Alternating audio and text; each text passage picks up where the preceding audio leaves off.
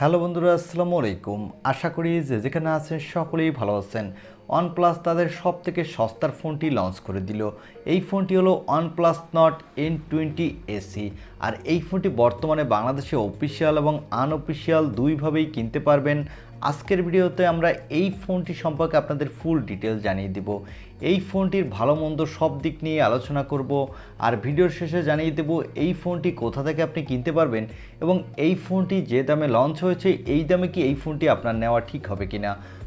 এই ফোনটি সম্পর্কে খুঁটিনাটি ফুল ডিটেল জানতে হলে আপনাকে বলবো সম্পূর্ণ ভিডিওটি কন্টিনিউ করার জন্য। বিশেষ করে যারা ওয়ানপ্লাস লাভার আছেন এবং ওয়ানপ্লাসের একটি কম দামে ফোন কিনতে চান তারা অবশ্যই আজকের এই ভিডিওটি শেষ পর্যন্ত কন্টিনিউ করুন। চলুন আর কথা না বাড়িয়ে আমরা চলে যাই মূল ভিডিওতে। তবে মূল ভিডিওতে যাবার আগে আপনার কাছে ছোট্ট রিকোয়েস্ট, আপনি যদি আমাদের চ্যানেলটি প্রথমবার ভিজিট করে থাকেন তাহলে প্লিজ আমাদের চ্যানেলটি সাবস্ক্রাইব করে পাশে থাকা বেল আইকনটি প্রেস করে রাখুন। আর অলরেডি সাবস্ক্রাইব করে থাকলে থ্যাংক ইউ সো মাচ। প্রথমে আসা যাক এই ফোনটির লুকো ডিজাইনে। এই ফোনটির ব্যাক প্যানেল দেওয়া হয়েছে প্লাস্টিক এবং এই ফোনটির বডি ফ্রেমটিও প্লাস্টিকের। তবে এই ফোনটির ব্যাক সাইডে পেয়ে যাবেন ডুয়েল ক্যামেরা সেটআপ। আর এর ক্যামেরা বামটি কিছুটা উঁচু এবং এর ক্যামেরা বামগুলো কিছুটা বড়। আর এই ফোনটির মধ্যখানে পেয়ে যাবেন ওয়ানপ্লাসের লোগো এবং এই ফোনটির নিচের দিকে দেওয়া হয়েছে ইউএসবি টাইপ সি এবং স্পিকার। সাথে দেওয়া হয়েছে একটি 3.5mm হেডফোন জ্যাক। আর এই ফোনটির সামনে দেওয়া হয়েছে গ্লাসের প্রোটেকশন এবং এই ফোনটির ডিসপ্লেটি হলো একটি water drop notch cutting display. এই ফোনটির লুকো ডিজাইন আমার কাছে ওয়ানপ্লাসের লোয়ার বাজেটের ফোন হিসাবে ঠিকঠাক আছে বলে মনে হয়েছে। আপনাদের কাছে এর ডিজাইনটি কেমন লেগেছে তা কমেন্ট করে জানিয়ে দিতে পারেন। এবার আসা যাক এই ফোনটির ডিসপ্লেতে। এই ফোনটির ডিসপ্লেটির সাইজ হলো 6.56 ইঞ্চি মাপের একটি HD+ IPS LCD ডিসপ্লে। আর এই ডিসপ্লেতে কোনো হাই রিফ্রেশ রেট দেওয়া হয়নি, এখানে দেওয়া হয়েছে রেগুলার 60 Hz রিফ্রেশ রেট। এই ফোনটির ডিসপ্লে সেকশন আমার কাছে অ্যাভারেজ লেগেছে। তবে এখানে যদি একটি ফুল HD+ ডিসপ্লে দেওয়া হতো আর এই ডিসপ্লেটি যদি একটি water drop notch cutting display হতো তাহলে এই ফোনটির ডিসপ্লে সেকশন এই বাজেটে এক কথায় দুর্দান্ত হতো।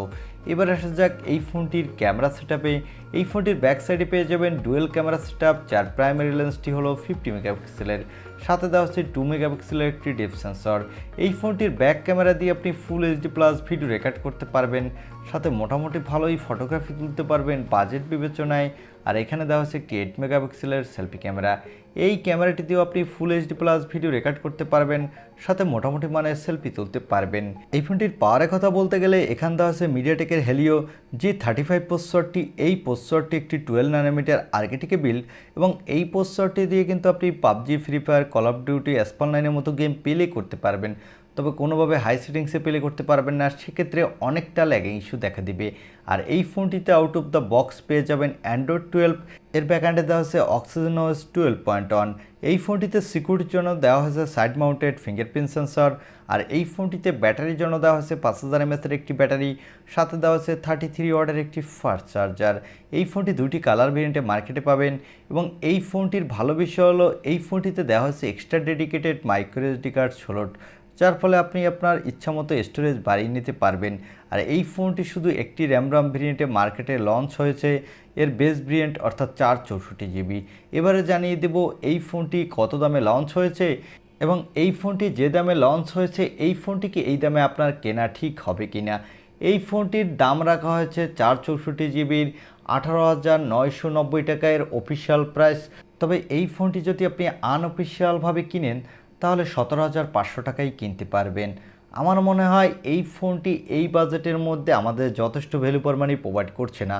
তবে আপনি যদি ওয়ানপ্লাস লাভার হয়ে থাকেন তাহলে এই ফোনটি নিতে পারেন। যদি আপনি ভ্যালু ফর মানি প্রোভাইড করা ফোন পেতে চান তাহলে একটু মার্কেট খুঁজলেই দেখবেন এর থেকে অনেক ভালো বেটার অপশন পেয়ে যাবেন। যে ফোনগুলোতে থাকবে এর থেকে ভালো প্রসেসর, ভালো ডিসপ্লে এবং ভালো ক্যামেরা সেটআপ। এই ছিল OnePlus N20 SE এই ফোনটির ছোটোখাটো একটি রিভিউ। আই হোপ ভিডিওটি আপনার ভালো লেগেছে।